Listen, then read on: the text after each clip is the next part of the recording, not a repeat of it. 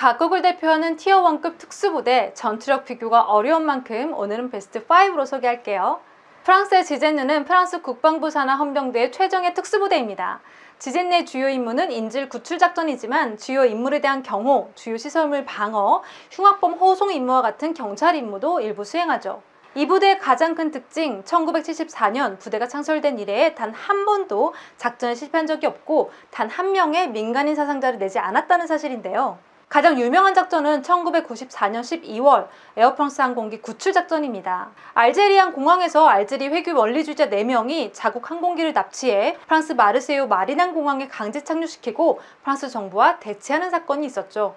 당시 투입된 지젠느는 작전 시작 17분 만에 인질을 모두 제압하고 승객과 승무원 170명을 무사히 구출하는 데 성공합니다.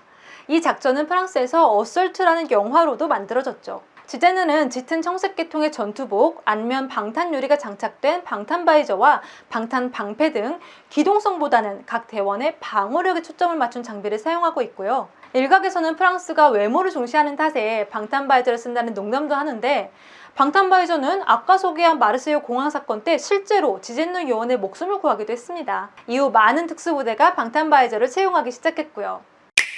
이집트 777 부대에게는 다른 국가의 특수부대가 가지지 못한 흑역사가 있습니다.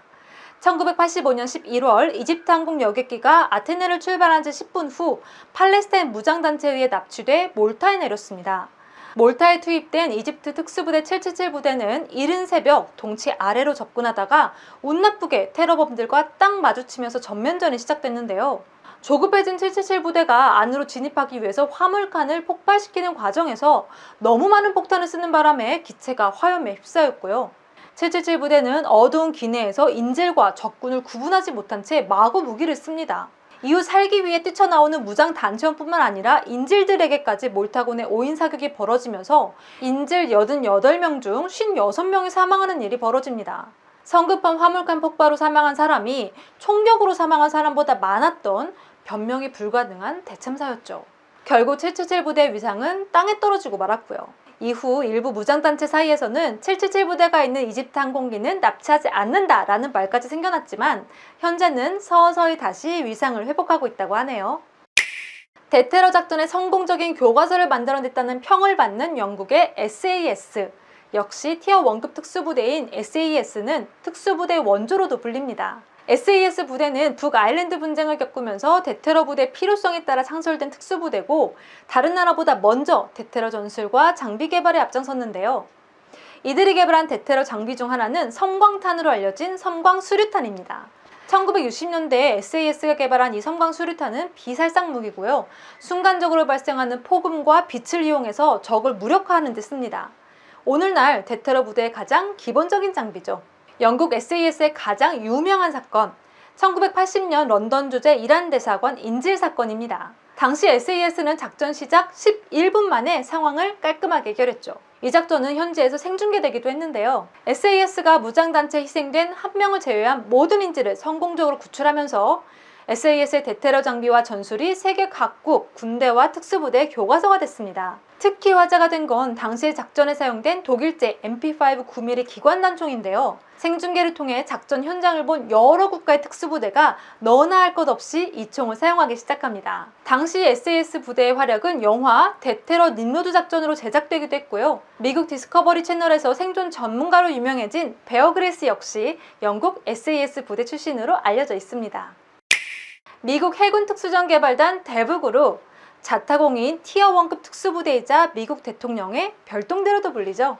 해군의 특수부대지만 육해공 어디든 전투가 가능한 네이비슬 중에서도 최정예 부대가 바로 데브그룹입니다. 델타포스와 함께 미 합동특수전 사령부에 소속돼 있고 정치적으로 민감한 작전을 주로 수행하죠. 2011년 5월 2일 파키스탄에 은신해 있던 오사마 빈라덴을 사살한 넵튠 스피어 작전의 성공을 통해서 베스트 오브 베스트 특수부대로 떠오릅니다. 데브그룹 하면 떠오르는 무기 HK-416인데요.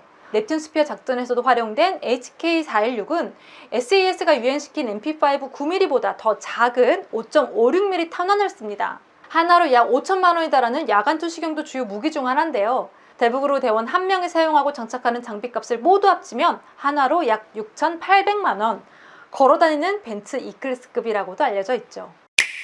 미국에 대북으로가 있다면 한국에는 UDT-3이 있습니다. 해군 소속으로 해군 작전사령부에 직할 전단인 UDT-3는 육해공을 가리지 않는 전천후 침투, 직접 타격, 대테러, 경호 임무 등을 맡고 있죠. 6.25 전쟁 후에 대한민국 정부와 해군이 상륙전의 중요성을 인식하고 미국 해군 UDT를 본딴 부대 창설을 추진하는데요. 1950년대 중반에는 장교 3명과 사병 4명을 미국 UDT로 유학 보내기도 했습니다. UDT-3의 모토는 불가능은 없다입니다.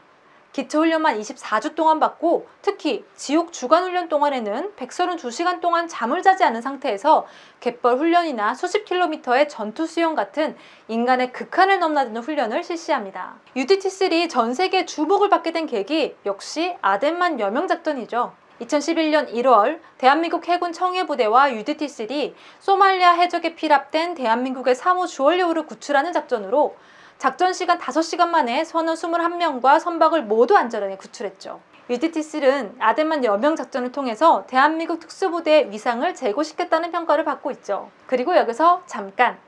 대한민국을 대표하는 또 다른 특수부대 707 특수임무단과 CCT 등이 있는데요.